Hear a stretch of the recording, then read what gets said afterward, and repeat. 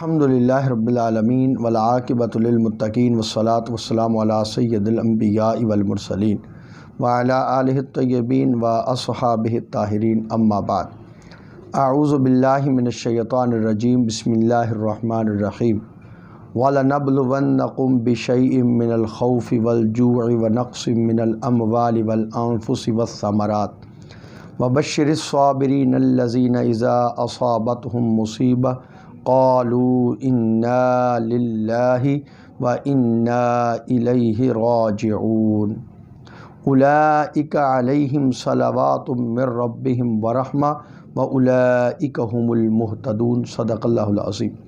اللہم صلی علی سیدنا و مولانا محمد وعلی آل سیدنا و مولانا محمد وبارک وسلم وصلی علیہ۔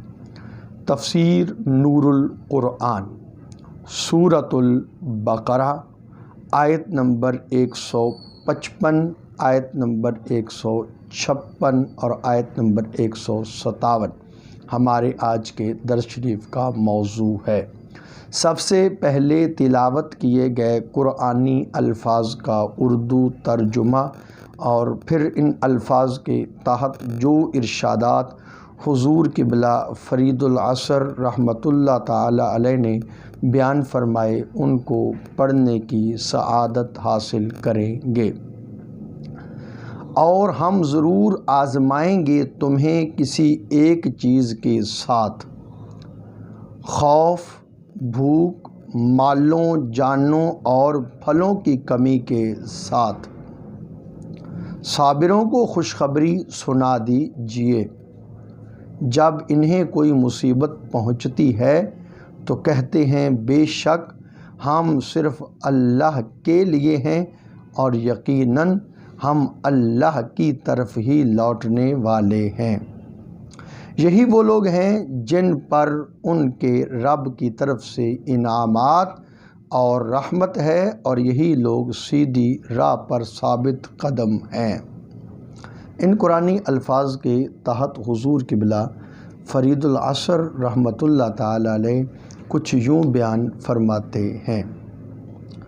اس آیہ مبارکہ میں اللہ تعالیٰ نے اپنے بندوں کو مشکلات، پریشانیوں اور مصیبتوں میں صبر ہمت کے ساتھ ان دکھوں کو برداشت کر کے اپنی رضا پر راضی رہنے کا درس دیا ہے، اور ایسے لوگوں کا محبت سے ذکر کیا ہے، ان پر نوازشات، انعامات کی بارش کا ذکر فرمایا ہے۔ اس آیہ مبارکہ سے یہ بھی پتہ چلتا ہے کہ اسلام ایمان کے ہوتے ہوئے یہ تصور کرنا کہ اس کا اسلام اور ایمان درست ہوتا تو یہ مشکلات نہ ہوتی، غلط بات ہے۔ بعض اوقات کچھ لوگ نمازی، پرہیزگار، تقوی والے ہوتے ہیں اور ان پر کوئی مصیبت آتی ہے تو بعض لوگوں کو غلط فہمی ہو جاتی ہے کہ اگر ان کی یہ عبادتیں، ریاضتیں درست ہوتی، ان کا ایمان سلامت ہوتا اور یہ ایماندار ہوتے تو ان پر یہ مصیبت کیوں آتی؟ تو اس بات کا جواب دیا جا رہا ہے۔ اللہ تعالیٰ نے مشکلات و مصائب کو برداشت کرنے کا راستہ بتایا کہ یہ لوگ جو ڈر، بھوک، مالوں کی کمی، جانوں کے نقصان، پھلوں کی بربادی، ایسے نقصانات میں مبتلا ہو گئے، وہ صبر و ہمت کے ساتھ ان کو برداشت کریں اور اللہ کی بارگاہ سے عظیم اجر کے حقدار بنے۔ ایسے لوگوں کو ہی اللہ تعالیٰ نے حق پر ثابت قدم فرمایا ہے۔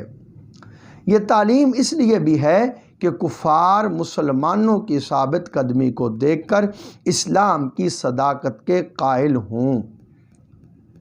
اس لیے بھی ہے کہ مومن اور منافق کا فرق واضح ہو جائے کہ مومن مشکلات میں ثابت قدم اور باہمت ہوتا ہے اور اپنے رب پر بھروسہ کرتا ہے۔ منافق کی صورت اس سے مختلف ہے۔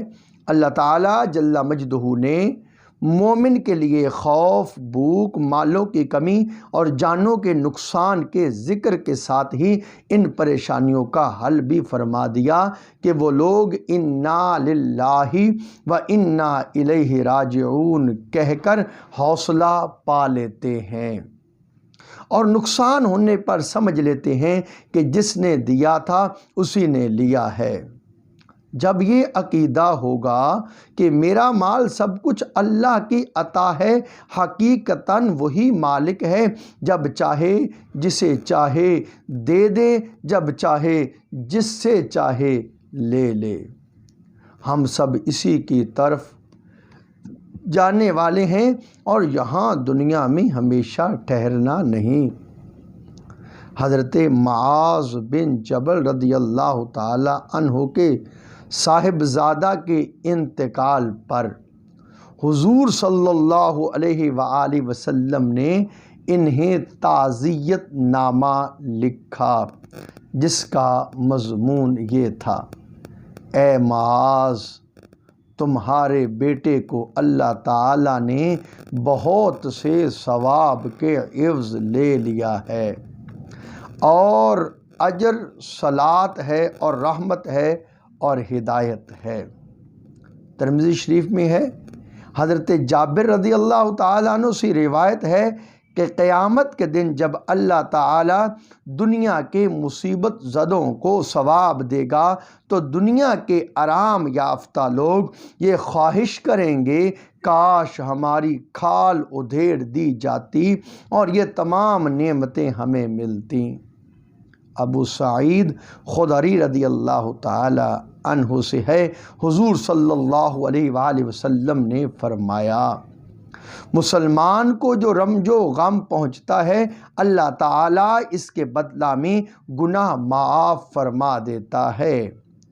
ام سلمہ رضی اللہ تعالی عنہ فرماتی ہیں، حضور صلی اللہ علیہ وسلم کی یہ عطا کردہ دعا میں یہ دعا کردہ عطا فرماتی ہیں یہ عطا کردہ دعا میں پڑھتی رہتی تھی جب میرے شوہر ابو سلمہ کا انتقال ہوا۔ میرے دل میں یہ خیال گزرا کہ ابو سلمہ سے بہتر کون ہوگا، جن کے گھر نے سب سے پہلے رسول اللہ صلی اللہ علیہ وسلم کی طرف ہجرت کی تھی۔ بہرحال یہ دعا پڑھتی رہی، اللہ تعالیٰ نے اس کے بدلہ میں میرا عقد رسول اللہ صلی اللہ علیہ وسلم سے فرما دیا۔ حضور سیدہ ام سلمہ رضی اللہ تعالی عنہ فرماتی ہیں، حضور صلی اللہ علیہ وسلم نے فرمایا، جس شخص کو مصیبت پہنچتی ہے اور پھر وہ کہتے ہیں اللہم اجرنی مصیبتی واخلف لی خیرم منہا، تو اللہ تعالیٰ اسے ثواب دیتا ہے اور بہتر عوض عطا فرماتا ہے۔ وَلَنَبْلُوَنَّكُمْ کے خطاب سے یہ بات واضح ہو رہی ہے کہ دنیا دکھوں مصیبتوں کا گھر ہے، اس میں جتنے دن قیام ہو حوصلے صبر اور استقامت سے ہو۔ سیدنا انس رضی اللہ تعالی عنہ فرماتے ہیں، حضور صلی اللہ علیہ وسلم نے فرمایا، اللہ تعالیٰ فرماتا ہے جب میں اپنے بندوں میں سے کسی کو مالی بدنی مصیبت بھیجتا ہوں اور وہ اس پر صبر جمیل کرتا ہے تو میں قیامت کے دن اس کے لیے میزان قائم کرنے سے حیا کرتا ہوں۔ دعا ہے اللہ تعالیٰ نور قرآن سے ہمیں اپنے سینوں کو منور کرنے کی توفیق عطا فرمائے۔ وصلی اللہ تعالیٰ علی حبیب محمد وآلہ وصحبہ اجمعین۔